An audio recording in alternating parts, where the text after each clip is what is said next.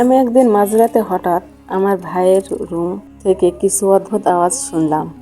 এই আওয়াজগুলো আমার কানে এসে পৌঁছাতে একটু সময় নিল, কিন্তু যখন বুঝতে পারলাম তখন আমি হতবাক হয়ে গেলাম। ভাই তো সবসময় হাসি খুশি থাকে, তার হাসি আর প্রাণবন্ততা তো আমাদের জীবনে অংশ হয়ে উঠেছে, কিন্তু আজ রাতে এই নীরব কষ্টের আওয়াজ কেন? আমি কিছুটা চিন্তিত হয়ে উঠলাম। ভাই এমনিতেই কখনো আমাদের সামনে তার কষ্টের কথা বলে না, কিন্তু আজকের ব্যাপারটা একটু আলাদা ছিল। বয়সের পার্থক্য খুব বেশি না হলেও আমি অনেক সময় তাকে আমার বড় ভাইয়ের মতোই দেখেছি, যার উপর আমি নির্ভরশীল। সব সময় সে আমার পাশে দাঁড়িয়েছে, আমার ভালো মন্দ সব কিছু সাহায্য করেছে। কখনো তাকে বিপদে পড়তে দেখিনি, কিন্তু আজ রাতে তার রুম থেকে যে আওয়াজ আসছিল তাতে আমি চুপ থাকতে পারলাম না। আলতো করে রুমের দরজা ঠেলে ঢুকলাম।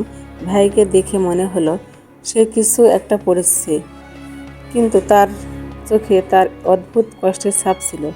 আমি ধীরে ধীরে তার কাছে চলে গেলাম। তার চোখে চোখ পড়তে সে কিছুটা অস্থির হয়ে উঠল। আমি বুঝতে পারলাম সে চেষ্টা করছিল তার কষ্টগুলো গোপন রাখতে, কিন্তু তার চোখের ভাষা স্পষ্ট ছিল। ভাই, তুমি ঠিক আছো? আমি আলতো করে প্রশ্ন করলাম। ভাই কিছুটা সময় নিল, যেন উত্তর দেওয়ার আগে নিজেকে তৈরি করতে চায়। তারপর ধীরে ধীরে মাথা নেড়ে বলল, হ্যাঁ, সব ঠিক আছে। কিন্তু তার কণ্ঠের মৃদু সুরের মধ্যে আমি অনেক কিছু শুনতে পেলাম। কিছুটা অস্থিরতা, কিছুটা অস্বস্তি, যেন সে কিছু বলতে চায়, কিন্তু ভয়ে এবং লজ্জায় বলতে পারছে না। আমি তার পাশে গিয়ে বসলাম। কিছুক্ষণের জন্য চুপ করে থাকলাম, কিন্তু তার থাকার মধ্যেও আমি তার কষ্টটা অনুভব করতে পারছিলাম। ভাই, তুমি কি মনে করো আমাদের মধ্যে কিছু আছে যা তোমাকে শেয়ার করতে পারো? আমি আবারও ধীরে বললাম। সে এক দীর্ঘ নিঃশ্বাস ফেলে কিছু সময় নিল, তারপর বলল, আমি জানি তুমি ভাবছো কিন্তু সবসময় হাসি খুশি থাকি, কিন্তু আমার ভিতরে অনেক কিছু চলছে। কিছু সিদ্ধান্ত আমি নিতে পারছি না, কিছু কষ্ট আমাকে তাড়া করছে। আমি তো তোমাদের সামনে কখনো বলিনি, কিন্তু এই কষ্ট আমাকে একেবারে শেষ করে দিচ্ছে। ভাইয়ের মুখের কষ্টের কথা শুনে আমার হৃদয়ে একটা ভারী অনুভূত হলো। আমি কখনোই ভাবিনি যে আমার ভাই এরকম এক পরিস্থিতিতে মনে পড়বে। আমি যেভাবে তাকে জানতাম সেভাবে সে কখনোই কোনো কষ্ট প্রকাশ করতো না। সব সময় তার হাসি ছিল, তার আশেপাশের সবাইকে সুখী রাখতে সে সর্বদা চেষ্টা করত। কিন্তু এই রাতে এই কষ্ট তার মধ্যে এক অদৃশ্য ভেতর ভারের মতো। কি হচ্ছে ভাই? তুমি কি কিছু শেয়ার করতে চাও? আমি একটু গভীরভাবে জানতে চাইলাম। সে কিছুক্ষণ চুপ করে রইল, তারপর ধীরে ধীরে বলল, বহুদিন ধরে আমি কিছু গুরুত্বপূর্ণ সিদ্ধান্ত নিতে চিন্তা করছি। জীবনে বড় কিছু বিষয় নিয়ে ভাবছি। আমি জানি কিছু সিদ্ধান্ত যদি ভুল করি তাহলে আমার এবং আমাদের সবার জন্য ক্ষতি হতে পারে।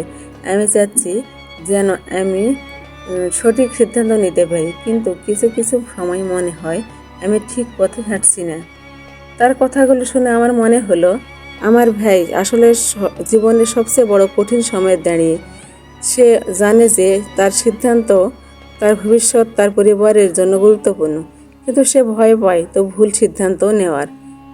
তাকে সহায়তা করার জন্য আমি চেষ্টা করলাম, যাতে সে আর কষ্টটা কিছুটা হলেও হালকা করতে পারে। ভাই, আমি জানি তুমি খুব শক্তিশালী, তবে তোমার কষ্ট গোপন করে রাখার প্রয়োজন নেই। তুমি সেটা অনুভব করো, সেটা শেয়ার করো। আমরা তোমার পাশে আছি, তুমি একা নও। আমি তাকে সাহস দিলাম। কিছুক্ষণ চুপ করে রইল, তারপর মাথা নিচু করে বলল, আমি জানি তুমি আমার পাশে আছো, কিন্তু কখনো কখনো মনে হয় যাই বলি না কেন আমি নিজের সঙ্গে একা। আমি জানি না ঠিক কী করতে হবে, কোথায় যেতে হবে। সব কিছু যেন অন্ধকার ঢেকে যাচ্ছে। তার কথাগুলো শুনে আমার হৃদয়ে গভীর এক দুঃখের অনুভূতি ছড়িয়ে পড়ল। আমার ভাই, সে একসময় আমাদের জীবনে আলোর মতো ছিল, আজ সে ভাই অন্ধকারে হারিয়ে যাচ্ছে। কিন্তু মা, আমি জানি যে এক ধরনের পরিস্থিতি সামনে উঠলে তাকে আমাদের ভালোবাসা অনুভূত প্রয়োজন, আমাদের ভালোবাসা সহানুভূতির প্রয়োজন। ভাই, তুমি এই যাত্রায় একা নও। আমি জানি আমাদের জীবনে কখনো কখনো এক সময় আসে যখন আমাদের মনে হয় সব কিছু অন্ধকার, কিন্তু বিশ্বাস করো, আমাদের সবার ভালোবাসা এবং সঠিক পথে চলার বিশ্বাস তোমাকে সাহায্য করবে। তুমি ঠিক পথেই আছো। শুধু একটু সময় নাও নিজেকে। তার চোখে কিছুটা স্বস্তি ফিরে আসলো।